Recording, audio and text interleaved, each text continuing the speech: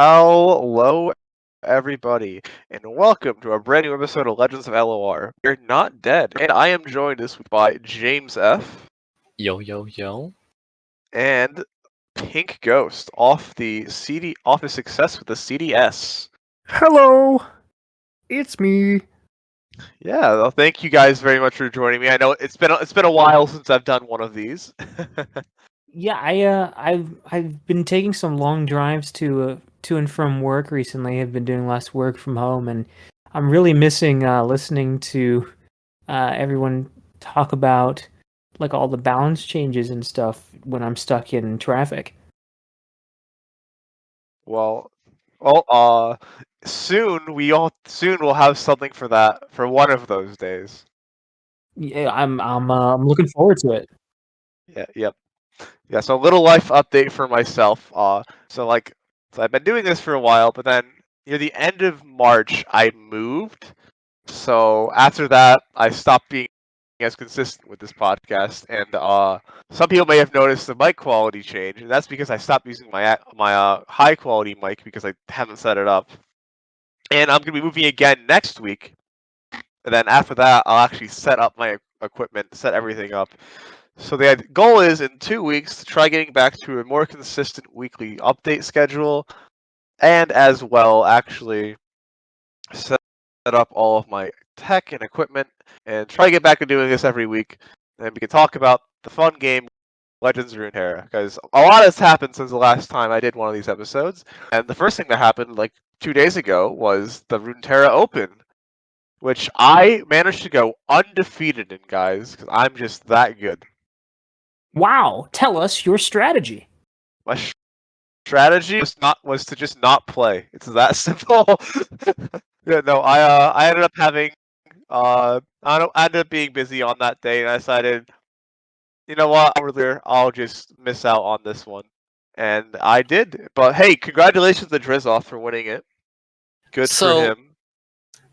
this is an issue that not only me and the Open Champ Drizoff had many complaints about, but quite a few of the lore community members, and that was that they said it was like win-loss based matchmaking, but me and Drizoff encountered it wasn't actually that. You got paired against people who had the same amount of wins, but not the same amount of losses as you. Okay. I actually I'm not entirely sure if that's true. I don't mean to call you out on air, but I'm not entirely sure if that's true, because I know I ended up getting knocked out of the Open by Aikado. He was I was playing for my 5th win. I went 4 wins, and I think he was already like he was close to me, but he was still like he still had like 1 or 2 wins more than me. I want to say that I had 4 wins and he had 5 at that time. And also like it's very interesting because I think I went 2. I think I got like 2 wins. It very much felt like it was win like matchmaking based off of your current record, for me at least. Because I had like 2 wins, and then I went up against like some really like tough opponents. Like I could just tell that these guys who were beating me were just like playing better than me.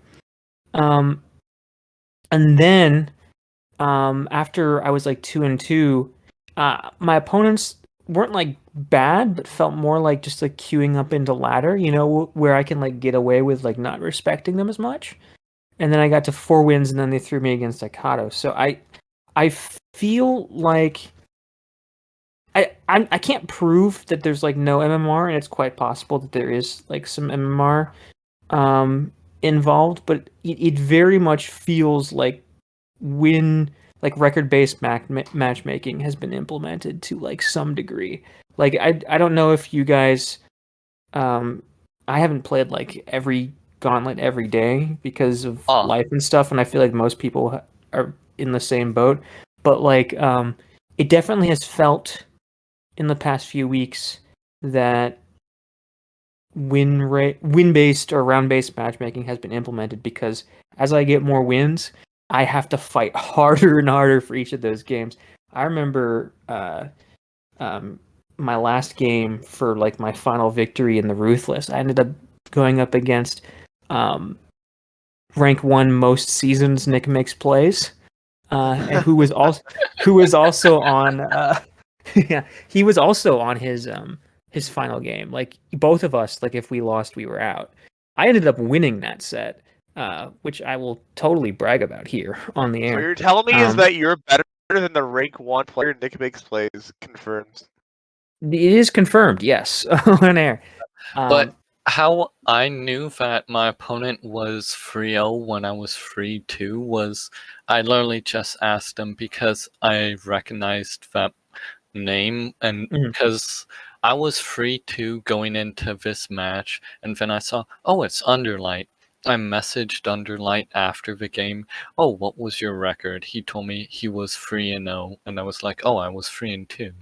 Yeah, yeah, and I feel like that is implemented in some way, right? Like, because no disrespect to myself, I'm decent at the game, but there's no reason that like if there's an MMR system being applied, that my MMR should be like on the same level as Aikato's, right?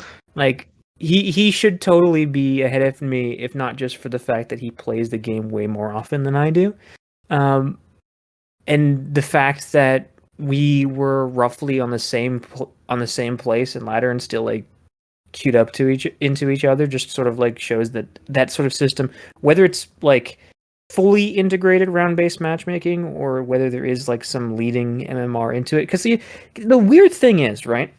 The weird thing is that like you can pull up instances of players like queuing into like weird matchups, like players that are playing like very strange decks. Like you can pull up players that are like, I don't know, silver or gold or something, but you could do that in like seasonals too. Well, obviously you wouldn't have silver gold players in seasonals unless they qualified to Gauntlet. We're more open now and have like a broader acceptance.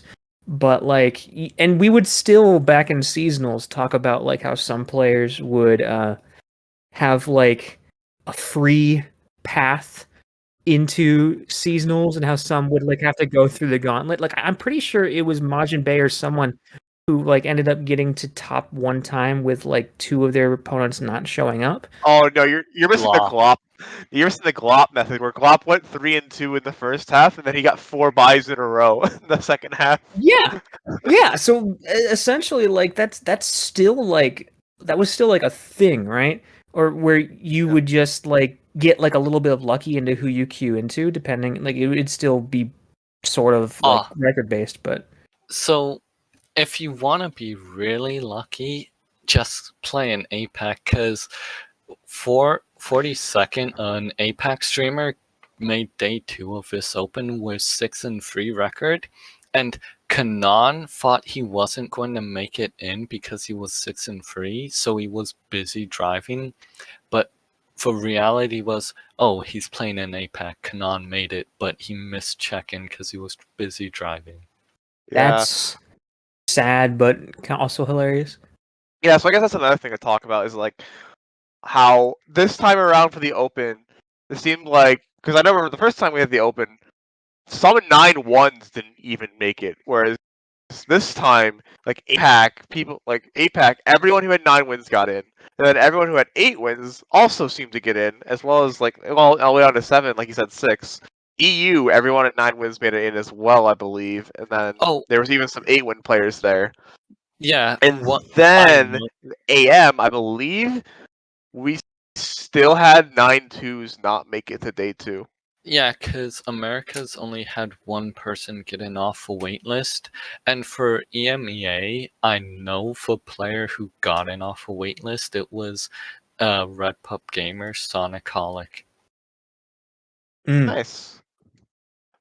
So yeah, so it does sound like. So I guess from this, it does sound like there's in APAC, there's definitely less people playing in the Open, but we're still getting a large crowd of people in the Open for EMEA and Americas. So I think that's pretty solid. And yeah, I mean, it does sound like there's some issues with the matchmaking. And I can't really speak on this from personal experience because I did not really play this open, and the last open I wasn't really trying or paying attention. So I haven't really played in an open yet, guys. Honestly, it's pretty crazy because I was like, and you were like a pretty good competitor in seasonals too. Yeah, I had some pretty decent performances in seasonals in the past. So hopefully next open for Eternal, I'll actually be able to play and hopefully do well. I'll But give you my secret tech. Is your secret tech to hit the queue up button? I mean, that's how you start. But I've got some secret Eternal decks planned that maybe we'll get a chance to talk about later. But as far as the open goes, there are some complaints overall that, besides the matchmaking that we just discussed, I've seen some people like just discussing how the opens overall are unfair because of how it's, if you miss even one day two, you're much less likely to get to Worlds through just getting the points. Whereas if you pop off during just one of the Worlds Qualifier ones and win it all, you go straight to Worlds. And people just want that fixed a bit where, oh, I don't want to have to commit all my time to literally every open. Yeah, I think there's issues with how the points are distributed from winning opens. That could be a bit problematic in the future. It's still relatively new. Riot has plenty of time to implement changes into the system and how things are calculated before Worlds gets here. So we'll have to see if there's any announcements in the coming weeks about competitive. I think it's going to be really hard to evaluate until we actually see like how it plays out for this year's Worlds. I think at that point we'll be able to look back at everything and say like, okay, this is what worked and this is what isn't.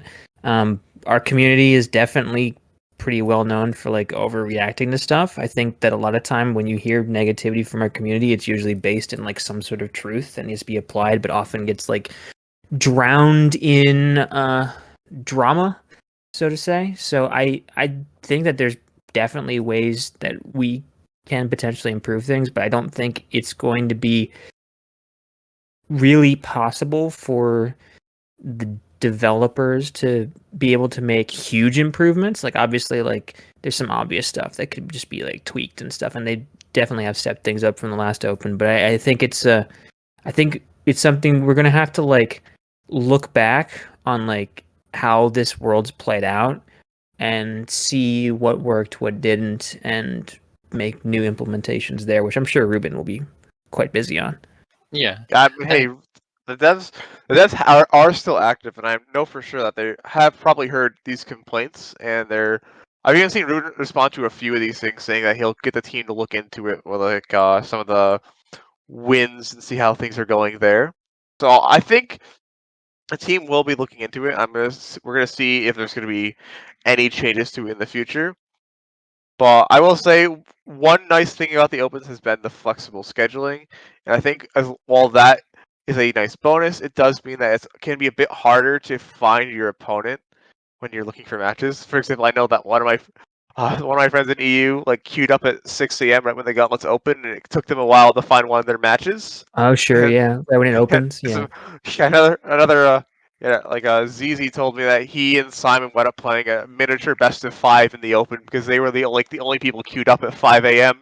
So they wound up queuing into each other 4 times. I'd like to bring up something that probably would have helped. Like, if they made the beta season like matter to an extent, because I know a large majority of the community, the moment it was said beta, like from the words just beta season being uttered, made them lose all interest because, oh, like it's a beta. And they needed to actually care, so then we could fix these issues like the matchmaking and all that sooner, instead of, oh, because we're hearing beta season being uttered, we're just going to not care and just, oh, look, no one's playing or caring, so we can't really fix issues that might turn up. I mean, on the flip side, if they made the beta season matter more for Worlds qualification, you would hear a lot more complaints on the internet about how this like very problematic system, because the opens are way better than they were in beta season. There was a lot of kinks to still be worked out, and if that stuff was qualifying people for Worlds, oh boy, would you have rage! You'd have so much baby rage over in the LOR community. When I say make it matter to some extent, I don't necessarily mean like, oh, Worlds, like maybe make, oh, it's higher pricing for this one compared to others, just to try to get people interested to test and like help fix issues, right? Like, it doesn't have to be like money or Worlds point. You could do like a cosmetic or something, right? I mean, maybe if that's what if you want to put time and budget into designing cosmetics for the beta season instead of like improving your competitive format, that's a choice. It's either that or like extra workload, and I know that the lore devs already have a lot on their plates. It's just they might not have the resources to allocate for more cosmetic rewards like that at this current time. So I think I can cut them some slack on that, like Ghost was saying. You guys want to talk about Eternal? Yeah, because Eternal is our next open. Actually, as a matter of fact, we have 2 Eternal opens in a row, I believe. Is that correct? The second Eternal Open was added after how scuffed everyone said the first actual Open was, the Open that Mr. Card Gamer won. Yeah, well, the Eternal Open's looking quite pricey because Eternal has not really been played much by the competitive community at all since its inception. As a matter of fact, I've been like kind of active in the LOR community, and I have not really heard anything about any of the decks for Eternal. So I was just looking through some of the decks that I think are going to be good. And as a matter of fact, there are probably some pretty problematic decks in Eternal right now that might just not get touched if they're not going to do any nerfs for it. Although I do know that they are planning an Eternal Balance patch next week, so we'll have to see if they do get touched there. What I will bring up is Eternal, like I've seen glimpses of what the Eternal ladder format can look like from when they did the Champs Unlimited Daily Rumbles, right? Because that's also an Eternal format. And while I was just playing free Draven, free Sion, free Vi, I ran into people who were just playing free Trundle, free Set, and it was, oh, I guess I'm getting pillared into Old Timer. Guess they're sorry. Guess I've lost. Yeah, I was gonna say the first one that came to mind was like Trundle Ionia. Whether it's paired with Set or paired with someone else, it's likely gonna be paired Set because like if you play FDR and you get Set, you immediately get Showstopper. While it's not exactly Overwhelm, it's still pretty solid. Then another one is like Old Timer is a shit card in the standard because you can't really spend 16 mana in one turn easily. But in Eternal with Trundle, if you just go pillar into Old Timer, that's just recalling their board and getting a 6/6 double attacker, which is insane. And the worst part about facing that deck is, oh look, Tavern Keeper Ravine All Freljord's Healing is back. But wait, there's more. Coin and Smooth Mixologist are now added to Trundle FTR. Yeah, you get back the best Freljord removal card in the game in Blighted Ravine. You get back your It That Stairs with Buried in Ice combo. You guys are looking at this the wrong way, I think. You don't lose to Old Timer off of Ice Pillar if you kill them before then. And there are a lot of aggressive decks that get their tools back when going into Eternal. Yes. Now, while you may say aggressive decks get their tools back, it's a lot of those said aggressive decks have also been getting slowly nerfed, or other things happen to them to make them weaker from when they last shined. Like, I mean, sure. I mean, Decimate and stuff, all that has been nerfed and things. But I don't know how much Eternal you guys have played since it came out. But like when rotation first happened and you like logged on to Eternal, like regular normal Eternal queue, there was so much aggro. All of the aggro enjoyers were just trying to get their kick in. Whether it was people playing like pirates, like full on pirates with like Twisted Fate, or even some people playing Gangplank and like a lot of those tools, or it was like Lulu Jinx, or it was like Jin Annie with like Decimate and some of the other cards that got rotated, like Doom Beast. James, I know you're a fan of that one. Well, you see, Pinkghost, those cards are cool and all, but have you met my friends, Kindly Tavern Keeper, Smooth Mixologist, Catalyst of Aeons, Avalanche, Dude, Ravine? Catalyst of Aeons is like the third best ramp spell now, and doesn't even make. It probably won't even make the cut for some lists. I'm with Dragon on that one. I think it still slightly makes the cut just because you want more healing just to crush those aggro players' souls. I mean, hey, 3/2 rearguard is back in business for Eternal format. So we talked about some aggro. We talked about set. So another deck that's gonna come back that I keep wishing wouldn't come back, but is Rise, because nothing in Rise got nerfed for Eternal, and he got Place Your Bets and Smooth Mixologist added for his Ionia deck, so it probably makes him better. It's fine. You just beat Rise with the newly buffed Azir Aurelia. Oh, that's right. Azir Aurelia got pseudo buffed because got directly buffed. Azir's -1 to level. What we all need to remember about Rise is that he will rise up. Yeah, I mean, that's something that will happen. But what's going to be even more annoying in Rise is probably going to be all the Broadmain piles that are also going to come back.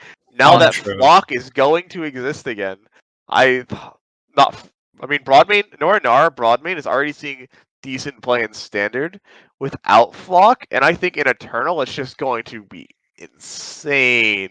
Man, Because like they have Pytos now as a secondary thing to Blade's Edge, so they have even more pings. but you know, this all seems like challenges that I believe Rise will be able to prove himself and rise up and beat all these challenges.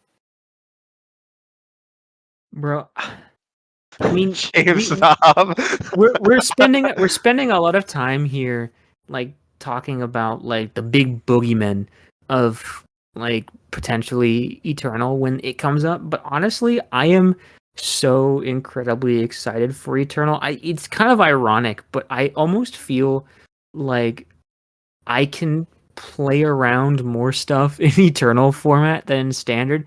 I know, like, physically there are, like, mathematically speaking, there are more cards in Eternal and there's like more stuff to play around and like all that, but like I don't know about you guys. I've been having this problem where like on ladder I'll like think about like what I should be playing around, and I'm constantly doubting whether certain cards were rotated or not. You know how long it took me to learn that Get Excited was rotated? It was like no. it was like 4 weeks after rotation, and I was still playing around to Get Excited, and I was just like, but now I just play around with cards that I know exist. And yeah, you see Ghost. You don't play around Get Excited, and then you lose to it because you're against the Jinx Echo player. That's also true. But here's the real thing. I'm playing Standard, I look at my opponent's deck, I see it's another Demacia deck, and I don't respect anything because it's Demacia and they're just about stats. And champion strength. Oh, yeah, that too, but this Fizz Samira deck so fucked up.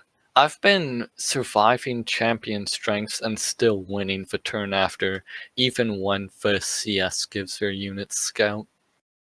Damn. Yeah, Fizz Samira is a messed up deck in Standard, and honestly, Samira Bilgewater is probably still going to be really messed up in Eternal. The question is it still Fizz, or do they switch it out for like Twisted Fate? I've got a question for you to counter that question. I mean, they probably are putting Twisted Fate in there. I'll answer that question, but I'm going to ask you: is that even going to be the best Samira deck? Oh, definitely not. There's got to be a better. There's probably some Samira like honestly, it could just be pirates with Samira as their 2-drop. It could, but can I throw a little idea into the ring? Can I throw a little bit a little bit of my knowledge that I've gained in my experiences? It's a little idea that I have cooking up, and you're probably going to see a bit for me in the eternal future. Okay. Okay, so as you guys know, we had like the champion draft series finished up. Was it 2 weeks ago? I've already forgotten. Depends on when this releases. True. Okay. It finished whenever it finished. For you listening at home. But that was a draft format, and just gonna be like slightly different than how Eternal format works. That's probably like the biggest Eternal series that we've had so far, right? The biggest like peek into what Eternal could be, right? Obviously, Right. like we have our own restrictions and stuff, so it's not like a 1-to-1 viewing. But when the new champions came out, when that new expansion happened and rotation came, I was experimenting in Eternal a lot with all of the new champions, so we can get like an evaluation of like where we should rank them and stuff. And I know like a lot of us were like really testing some of the new champions. Yep. And a combination that I found that I think is quite strong, that I haven't heard anyone talk about. I'm honestly very surprised that Absolution didn't bring in the champion draft series, because he had both of these champions, but is Samira Lee Sin. No. Bro, let me tell you, if I was not leveling Lee Sin consistently on like turn 6, it was actually crazy. Even with his like 10 spell limit that for level up that he has now, I was like consistently on turn 6, if not definitely turn 7. It was like really good. Not only that, but I was consistently giving my Eye of the Dragonling's Challenger. I wasn't having to wait to draw like Lee Sin spell. I was just using all these tokens generated from Samira. Oh, now this Dragonling has Challenger. Oh, now this Dragonling has Challenger.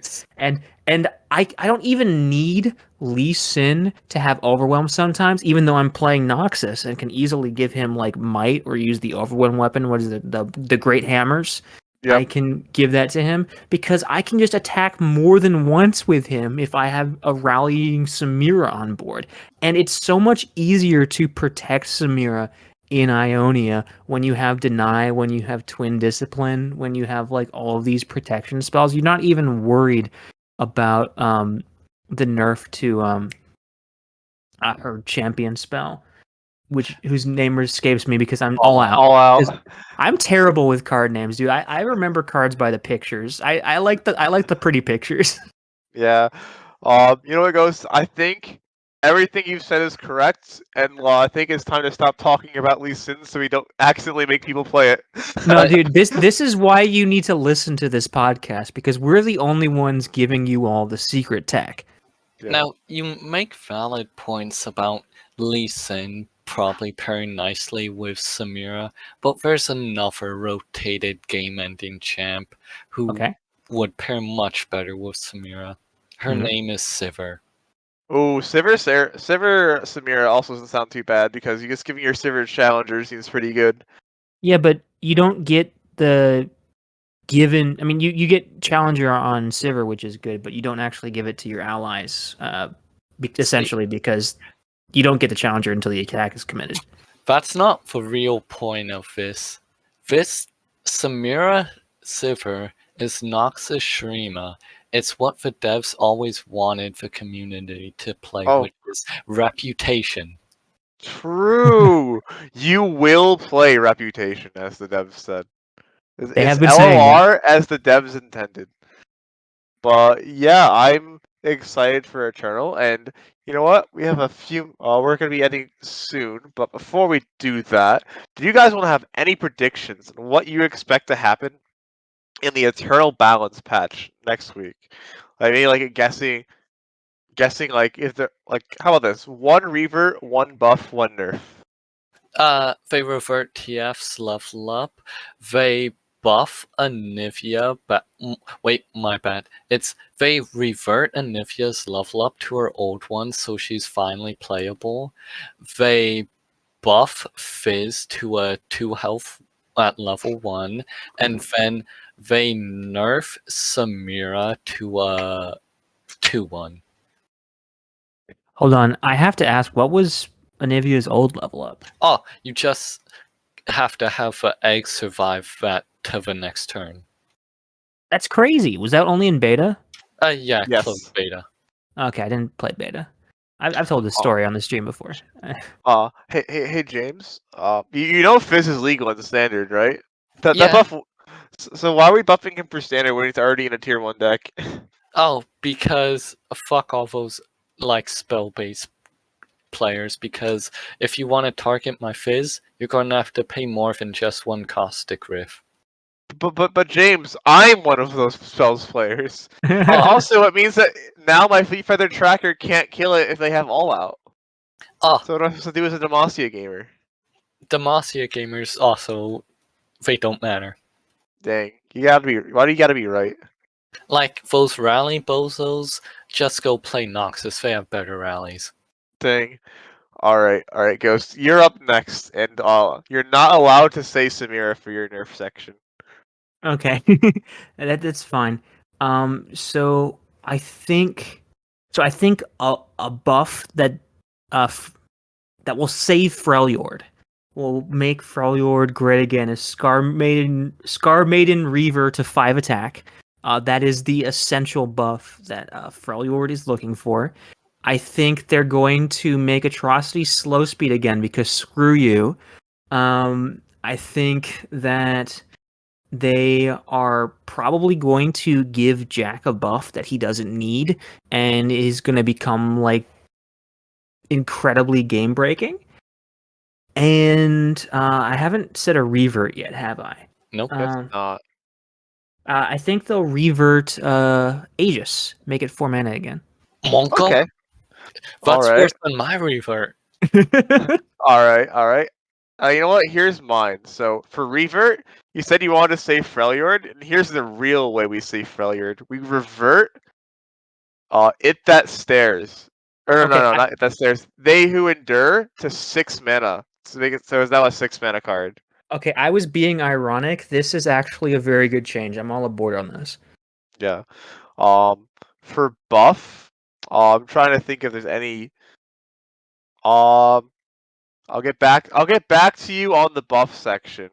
And Karma, they make her a 3/3 because they haven't kicked her while she's down enough yet. So Oh, I'd pick like her to one more time. change my revert, please. Okay, what's your So, revert, James? I'm bringing back the real Menace that was an actual fun deck when it was at its peak. I'm reverting Promising Future to 4 mana. Nice. We're Okay. bringing back Exodia. Also, Oh, James, you just reminded me that my revert is actually invalid. No, the real revert is actually reverting Targon's Peak to 5 mana. Based? Rue, And our I'm all about this. and our buff is to make Divergence Paths 2 mana instead of Also, 3. we're buffing Star Springs. Exactly. Hey, you know, TK Rocket never had a chance to play in Standard with Youngling. Now is the time for them to shine It's and rise up. actually pretty good with Youngling. It's actually like unironically pretty good with Youngling. I would imagine that to be the case. It seems like And- it's a perfect card for that archetype. Until they get Shihooed. I Hey, mean, you know, She Who Wanders isn't real. It can't hurt you. Puts in 2 to 3, 2 more copies of Spirits Unleashed and Anivia. Okay, I'm ready now. I have a True. question. Do you think people will switch? Do you think people playing Freljord decks will switch back to Troll Chant? Yes. Yes. Troll Chant is just too broken. Is it? I mean, it's good. I'm not debating that it's not good. So Troll Chant is quite good. imagine a world where they have to pre-commit a buff just to kill a 4 health unit. And then you troll chant, oh, if they had a second buff, like +2 buff, oh, they need a third +2 attack buff just to kill that unit.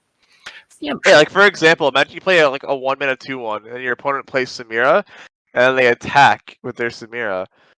Normally, if you play as a health buff, she'll just be able to play all out and kill it. But if you just troll chant her, all of a sudden she can't survive now, and Sure, but can't trade with it. I feel like Here to Help has still been like very undervalued by the community, because like troll chant good. I'm not debating that, but like Here to Help is better against damage based removal, and Here to Help also the +2 attack also sometimes matters in a lot of situations. Like if let's say you have what is a I'm looking at Freljord champions right now, or champions that would be played with Freljord. Let's say you have your Fiora. You're playing Freljord Fiora, right? Why would you do that to yourself? For some freaking reason. And they try to hexbliterate your Fiora, right? Troll Chant won't save you, but Here to Help will. Yeah, and then you die the Mystic Shot anyways at the end. At the end. But yeah, then I think you should make them spend an extra card.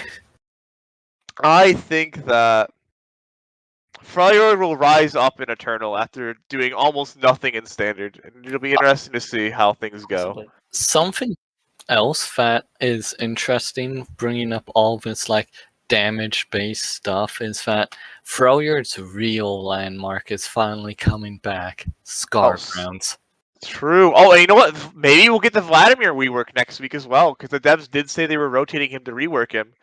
Maybe we'll see that. I have low expectations for that. Clueless. I think that's something that's going to be like much further down the line. But all I'm saying is being wrong. They can't make Vladimir any worse than he already is. And I can't, and I really hope I'm not proven wrong for that. But anyways, thank you, James and Ghost, for joining me this week. I think we're gonna wrap it up here for the week. Thank you all for listening this week. We will be back at some point in the future. Definitely not next week, but maybe in 2 weeks from now. And hey, maybe my team in Aegis will also have moved on to the finals and won the whole thing. Who knows? Yeah, about that dragon. If my team makes it to the finals, we're gonna have to beat you guys in semis. And let's not forget how they added a losers bracket this season. That'll be interesting to see. Well, thank you guys for joining us, and we will see everyone in the future. Thank you all. Bye. There. Bye.